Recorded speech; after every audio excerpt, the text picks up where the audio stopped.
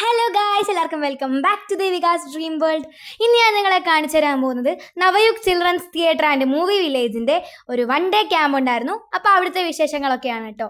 നവയുഗ് എന്ന് പറഞ്ഞു കഴിഞ്ഞാൽ ജോഷി മാത്യു സാറിൻ്റെ, അതായത് പ്രശസ്ത സംവിധായകൻ ജോഷി മാത്യു സാറിൻ്റെ ഒരു children's theatre and movie village കോട്ടയത്ത് വർക്ക് ചെയ്യുന്നുണ്ട്. അതാണ് നവയുഗ് എന്ന് പറയുന്നത്. സോ ആ നവയുഗിൻ്റെ 1 ഡേ ക്യാമ്പിലെ വിശേഷങ്ങളാണ്.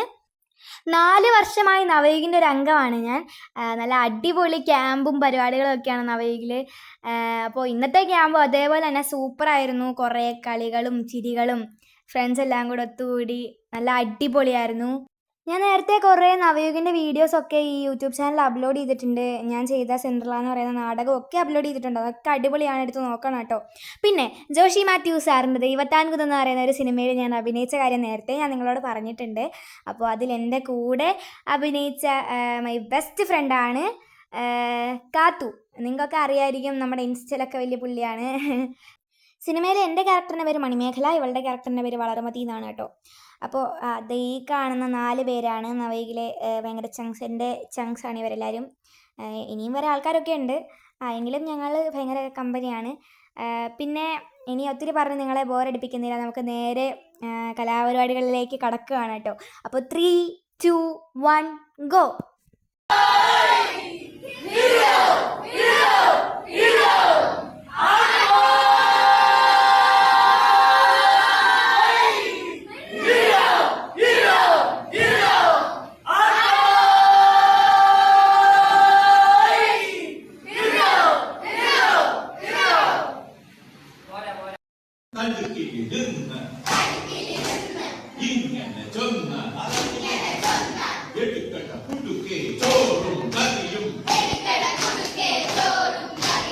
എനിക്കും നേരെ ഇടിക്കം പോകാൻ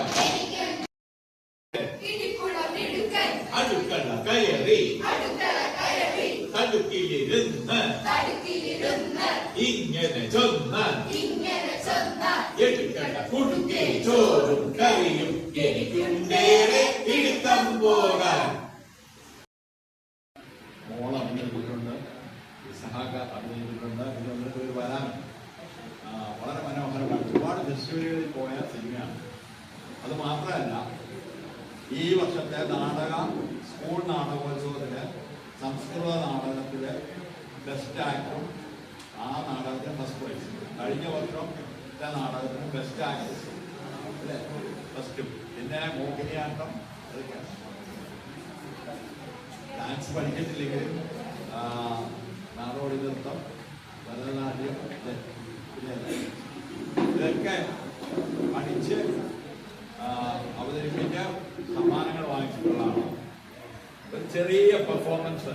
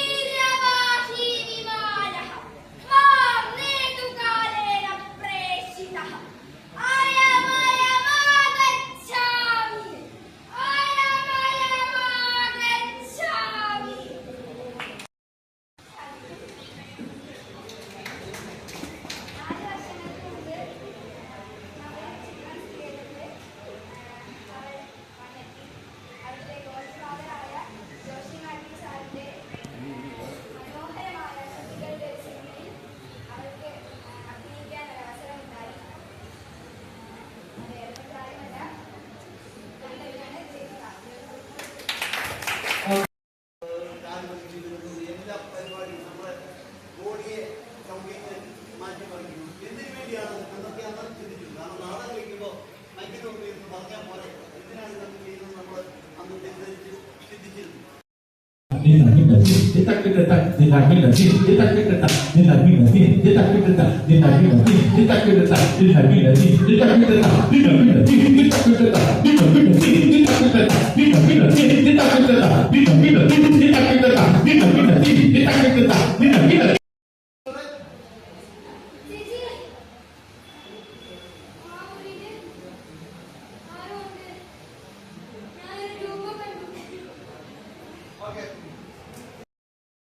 ലിപ്സ്റ്റിക് ഏത് ഷെയ്ഡാ?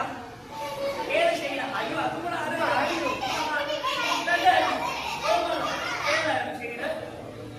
അപ്പൊ നമ്മൾ അടുത്ത നമ്മൾ ചെയ്യുമ്പോൾ അതും കൂടെ ആലോചിക്കണം. ഇപ്പൊ പാവയാന്ന് പറഞ്ഞില്ലേ, പാവ ആൺകൊച്ചായിരുന്നോ പെൺകൊച്ചായിരുന്നോ? അതും കൂടെ നമ്മൾ നോക്കിയോ.